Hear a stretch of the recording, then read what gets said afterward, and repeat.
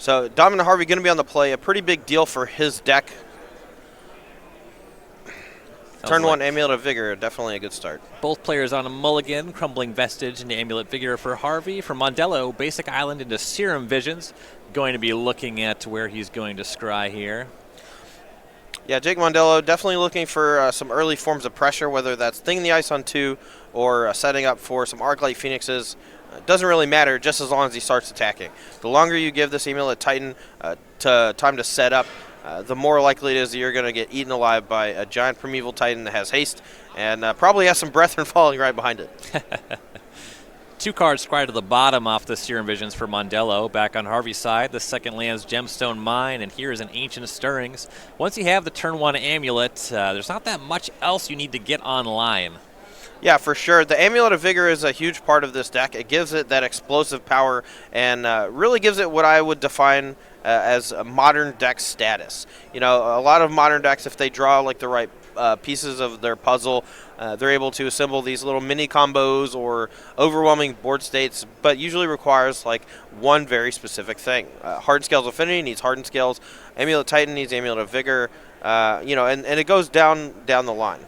The find was Coalition Relic. That's a one-of in Harvey's list. That one, not really known for modern play. That's more of a cube and commander card.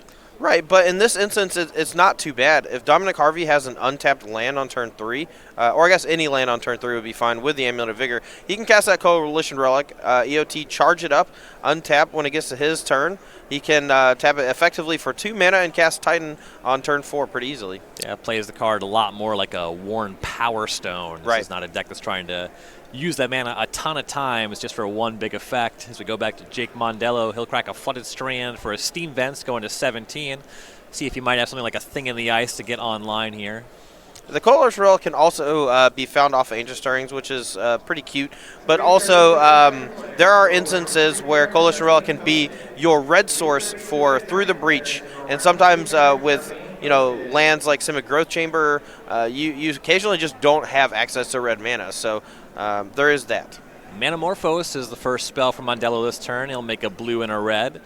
Something like blue cantrip into Faithless Looting could result in 1 or 2 Arclight Phoenix. Yeah, I saw one Arclight Phoenix hanging out on top of his hand, so we'll see if he's able to find a Faithless Looting or a second Phoenix somewhere in here. Sleight of hand off the blue mana. Faithless Looting is off the red. Looks like not great pickups. A couple lands floating at the front of the hand. Yeah, he is going to be able to return this Arclight Phoenix, and if I'm not mistaken, he hasn't... This card was 2 lands. Huh. Am I wrong? Maybe I'm wrong. Not sure. Seems like he would have made one if he had it. We'll go back to Dominic Harvey, though. I might have seen that Lightning Axe and thought it was an Arclight Phoenix. That'll happen. From time to time. One of these days, we're going to have Yu-Gi-Oh! Card readers. They just slide it in, and the freaking Primeval Titans pop out onto the screen on the table. You know, on Arena when you cast Carnage Tyrant, and it comes out and goes, "Wah!" Yeah. We're doing it. Yeah, someday in the next, 40 years. Dude, if Magic lasts for another 40 years, that'd be gas. That'd be sweet. Be like, I cast my Crackling Drake, you whippersnapper. Back in my day, we got to cast Brainstorm. Do you remember what that's like? People be mortified that you're playing your Crackling Drake unsleeved. Yeah. Dominic Harvey does have a Simic Growth Chamber here. Pick up his Gemstone Mine, and there's that Coalition Relic. Over on Mondello's side, Pyromancer Ascension deployed. Won't have too much time to set that up if Harvey's hand is made, though. Yeah, I mean, he has all the mana he needs, Harvey does. So if he has Primeval Titan, if he has Through the Breach Emrakul, if he has something like that to go with here, looks like he's going to be in pretty good shape to get the job done. Harvey put a charge counter on his relic, so now we're on his next main phase. So on his turn, he'll have to remove that. He's floating a red mana in his first main here. Yeah, hasn't played his land draw for the turn. We know he has that Crumbling Vestige, which essentially taps for 2 mana, enters the battlefield tap, but it generates 1 mana as it enters the battlefield, but it untaps with the Amulet of Vigor. I think we're going to see the combo. Summoner's Pack for Primeval Titan. Here's Crumbling Vestige. That'll untap with the Amulet. It'll make another red mana. 3, 4, 5. 5's not 6. Is this through the breach? There's through the breach. There's Primeval Titan. Sounds like a 20 ball to me. Here comes the Teetering Peaks. As we were talking about earlier, Dominic's going to go search up Teetering Peaks. That's going to give his Primeval Titan +2/+0. He's also going to get something like Sunhome, Fortress of the Legion, to threaten double strike. When he declares attacks, he gets to go get 2 more lands, one of which is going to be Vesuva, which will copy the Teetering Peaks, putting the power of Primeval Titan to 10, as well as Boros Garrison, which gives him the requisite mana needed to activate that Sunhome, Fortress of Legion, giving it double strike, coming in for 20. Yep, so there's Teetering Peaks. Titan is now an 8. Sunhome, the other land. Titan has haste because through the breach it gives the creature haste. Here's the attack, another trigger off the Titan. Vesuva, another crumbling vestige. Vesuva copies Teetering Peaks. Titan up to 10. Both those lands will untap. Plenty of mana to go for that Sunhome. 10 power creature with double strike, and we're going to game number 2. Yeah, and that was a quick one for Dominic Harvey, winning on turn 4 through no resistance from Jake Mondello. I think we're going to see something like that again if Jake Mondello is not able to put together any sort of defense. He needs some Spell Pierces. He needs some Dispel. He's got to get it done soon. Slow start for Mondello. Harvey on the play with one of the faster draws for the deck. They have access to a few where they can go a little bit faster, but the turn 1 Amulet got online pretty quick, and realistically, Mondello's deck can't do a lot against a draw like that in game 1. Yeah, if he doesn't have early pressure, he needs to get at least 1, probably 2 Phoenixes on the battlefield as early as turn 2. A Thing in the Ice plus some Phoenixes on 3 with a couple bolts or something might be good enough. Jake Mondello had 4 full turns and did nothing. Or, no. He had 3 turns. He had 3 turns and died. I'm sorry, Jake. And that is something that Phoenix deck really struggles with. It kills on turn 4 uncontested quite a bit, but on turn 3, it's a huge ask. Yeah, and Izzet Phoenix has a couple of small points interaction. In the main deck, it's going to be just red spot removal. In the sideboard, you get a little bit more, but Amulet Titan is just a difficult deck in general to interact with. Though out of the sideboard, let's take a look at what Jake Mondello is able to bring to the table.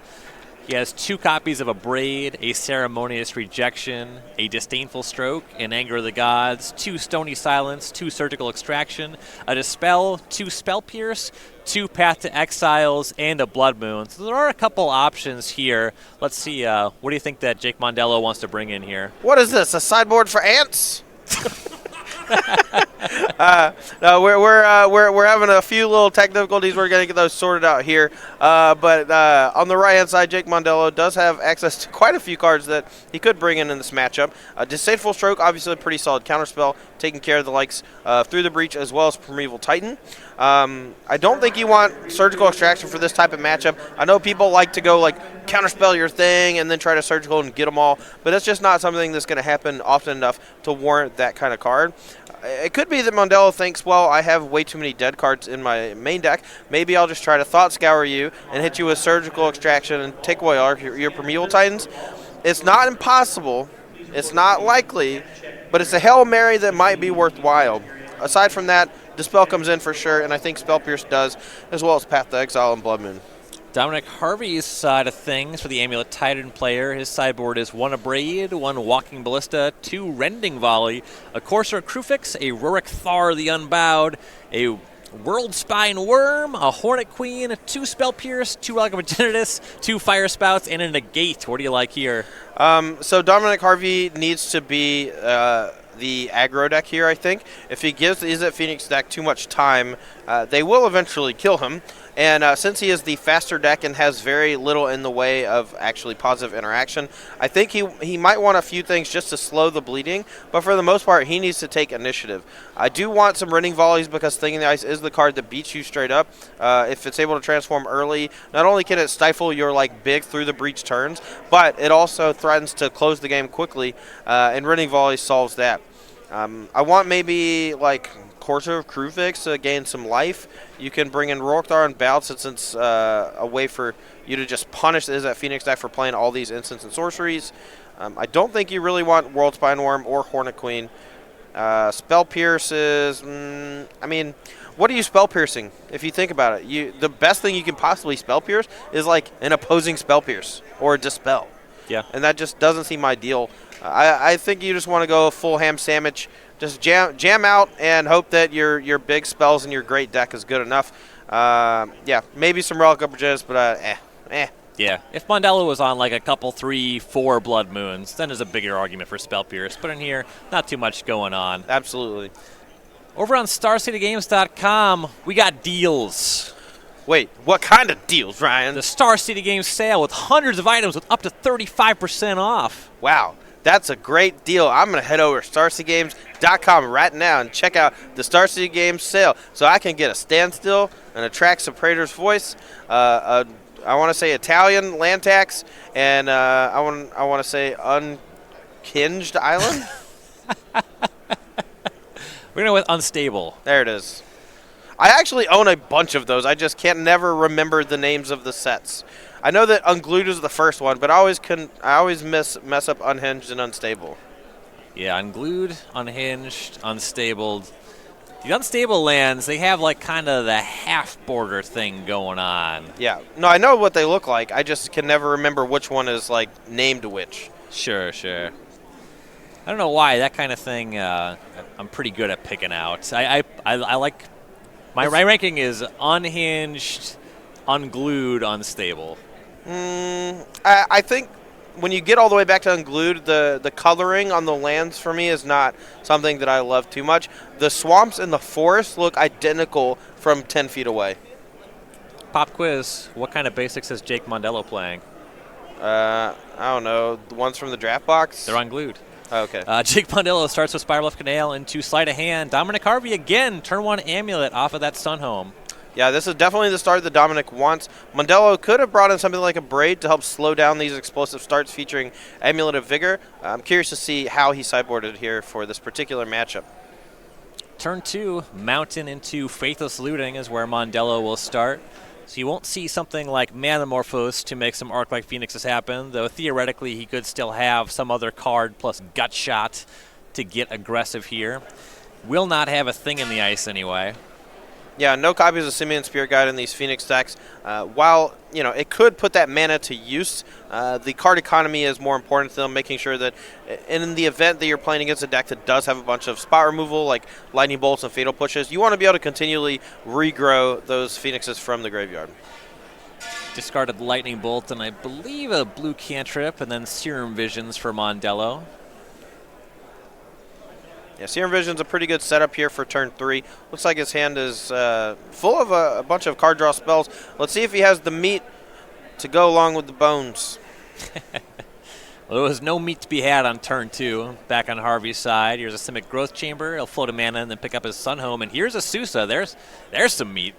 Yeah, Sousa here alongside Amulet of Vigor can threaten to generate up to 4 mana right now. Really start, powering up these explosive draws. If Azusa goes left unchecked for next turn, Dominic Harvey is going to threaten to generate a lot of mana, which can result in a lot of Primeval Titans. 2 lands drops remained. Here they are. It's that Sun Home again and Talaria West. No further action. He'll pass back to Mondello. Interestingly enough, that Talaria West does give Dominic access to blue mana right now, so if he did sideboard in Spell Pierce or that Negate, there's a chance he could protect this Azusa right now. He also protects himself from Blood Moon, which is a huge deal. I'm curious if he actually has it. Spell Pierce on this Manamorphose here could potentially end this chain and keep Jake Mondello off applying any real pressure. Yeah, so Mondello starts with Manamorphose. That does resolve 1 blue, 1 red. Harvey might be figuring if he has the Spell Pierce, you already had a turn where you could have put a Phoenix in your graveyard. Second spell, Mondello will use that red mana for a Faithless Looting. See if he can get some Phoenixes going. No pressure just yet. Harvey significantly ahead in terms of setting up. Yeah, I think in this particular matchup, a lot of it is about speed. And when Amulet draws, it's Amulets, and Phoenix doesn't draw, it's Phoenixes. It's fairly telling. You can see this is the same story as Game 1, and it's probably going to end up as the same outcome if I was to bet. Yeah, Mondello just has to discard Sleight of Hand and another Faithless Looting. He's going to use that floating blue mana in his last land to abrade the Amulet. No, I think the Amulet not going to be that much of a factor. It's going to slow down that huge push of burst damage that Dominic could do with Primeval Titan. But Azusa still on the battlefield, 4 mana currently in play, just needs to get 2 more mana untapped to be able to Summoner's Pact for Primeval Titan and cast. And there is a Gruul Turf at the front of the hand. That makes no shortage of mana. And once you have redundant bounce lands, you can start doing things like picking up your other bounce land, do some tricks, pick up that Talaria West somewhere in your chain, and you can transmute that for Summoner's Pact. Not sure what the hand is missing to get going, though he would need another Amulets to really do that kind of stuff this turn. Right, and I think if he had it, he has it pretty wrapped up here, so my guess, he's trying to figure out the best iteration for putting a Primeval Titan on the battlefield this turn, or potentially setting up for the best possible next turn. He's floating mana here. Looks like Talaria West mana. This bounce land can return that Talaria West and let him transmute it for something like Pact of Negation, or, I don't know, Engineer Explosives, but probably going to be Summoner's Pact. Yeah, so he floats mana, plays the Gruul Turf, picks up the Talaria West. He'll go ahead and transmute that for basic Forest, some Fear of Blood Moon. No, and that's a pretty heads-up play from Dominic Harvey. If he doesn't have access to one of those cards, that Forest could be potentially a saving grace. Allows him to cast things like Wayward Swordtooth later on and actually apply pressure through that Blood Moon. Forest is his second land, and Vesuva look like copying Forest. So now he has double green. The Vesuva counts as a forest even under Blood Moon, and that's going to allow Dominic Harvey to generate 2 green mana even if Jake has that one of Powerful Enchantment. Pretty sneaky. Back to Mondello. See if he can finally get something going. He'll crack a Scalding Tarn. He's at 18. There's a basic island. Yeah, it's something that's fairly common in Legacy when you're playing Wasteland against a deck like lands. They use Thespian Stage as a primary way to continually copy all their utility lands. But if they're not in a pinch, they can just hold up Thespian Stage and copy like their basic forest or your basic island or whatever, and that way it either counters your Wastelands or prevents you from using Wasteland to target it at all. Here's a Crackling Drake. Mondello will draw a card after that. He's been spinning his tires a lot. This should be quite large. I'd be surprised if it's not lethal in 2, and it's exactly that. It's a 10-4 currently. Yeah, good buddy, 10-4. There's a lot of mana here from Dominic Harvey. Coming in with that Hornet Queen. I did not expect that one, to be quite honest. The fear of Thing in the Ice for me made it so that I didn't think Hornet Queen was going to show up, but Dominic Harvey knows that if he's able to take care of those Thing in the Ices with Rending Volley, or if Jake just doesn't draw them, I mean, here, that Hornet Queen is daunting. There's not a whole lot Jake can do about it at all. Heck of a blocker for that Crackling Drake. Yeah, and on top of that, a great roadblock for any future Arclight Phoenixes that come down from Jake's side. Go back to Mondello. He had a 3-card hit, and one of the cards was Dispel. That's not doing a lot, and I believe Path to Exile was picked up. Pretty weak against Hornet Queen specifically. No, for sure. He has access to a Faithful Swing in the graveyard, so if he wants to translate some of those rather dead-ish looking cards into potentially new things, he has the option to. This is a kind of game state where a deck like Grish's Death Shadow would be able to leverage a Teamer Battle Rage. The Izzet Phoenix deck's not really trying to do that sort of thing, so it doesn't register that card. Yeah, if Mondello doesn't find Arclight Phoenix, there's no way he's going to be able to naturally grind through all of these insects. You need, a Lightning Bolt on one of those insects is not going to get the job done. Luckily for him, it looks like he did find Arclight Phoenix, but Dominic's still at 20 life. He still has the ability to find more Talaria West, more Summoner's Pact, and eventually Primeval Titan, and even a Blood Moon from Mondello is not going to be enough to keep him out of this game. Yeah, Mondello's going to cast a Manamorphose and flashback Faithless Looting. Seeing a lot of cards, I think a Spell Pierce was picked up. He's going to discard that Arclight Phoenix and Path to Exile against these kind of creatures. That makes enough sense. And Shock for a Steam Vents down to 16. Yeah, I'm foreseeing a Lightning Bolt here on... My guess is actually Azusa. You have to grind through all this stuff, and Azusa is potentially problematic if you get something like Corso Crucifix online. But Jake Mondello taking care of that 2/2 Death Touch Hornet Queen is more than a fine play. Attacking with that Arclight Phoenix out of the graveyard, and I'm going to try to start doing some chip damage or grind out these insects. From 20, Harvey kind of has the choice to throw an insect in front or not. We'll see exactly how he values his life total. If he doesn't have a clear line to more threats, this block makes a lot of sense, as he does throw an insect in front of the Phoenix. Yeah, of course, those have Death Touch, so takes the Phoenix out at least for now. And we're back to Dominic Harvey. He has wisely set himself up so he's not weak to Blood Moon, and Mondello has not produced a Blood Moon, which means we might see some explosive turns from him at some point here. Yeah, so it looks like he has, well, I think he's got it all, honestly. I'm pretty sure I saw a Primeval Titan, but I also think that I saw a Summoner's Pact, which can either be a second Primeval Titan, or it can be a Rourke Star the Unbowed. And that card against this Is That Phoenix deck is tough to beat. Yes. It's just 6 toughness, so you have to cast 2 spells, and you take 12 damage. You can't just give away 12 damage. I mean, you can. Whether or not you still win is a different story. Yeah. And this Bojuka Bog here, taking away that Arclight Phoenix, and I think a second copy of Faithless Looting that was in the graveyard. This is going to be a real uphill battle here for Jake Mondello. He also discarded that Path to Exile because he was lacking white mana. Everything just going south here. Yeah, Bojuka Bog and Talaria West were the finds for Primeval Titan. Harvey probably just hangs out with these insects. This is not a deck that wins by inches. There's no reason to really go aggressive for chip shots. And Crackling Drake does count exiled instants and sorceries, so that thing is still large, 13 of them. Oh, if Dominic Harvey wants to get aggressive and just randomly forgets for a second that the Crackling Drake counts the graveyard, Mondello could set up a really sweet chain of events that allows him to attack for 20. That would have been hilarious. Harvey not about to make that mistake, though. He passes, Mondello draws, and he's got nothing, and we're right back to Harvey. Yep. I'm really curious how Harvey plays this turn, because it looks like he's so far ahead that it doesn't matter.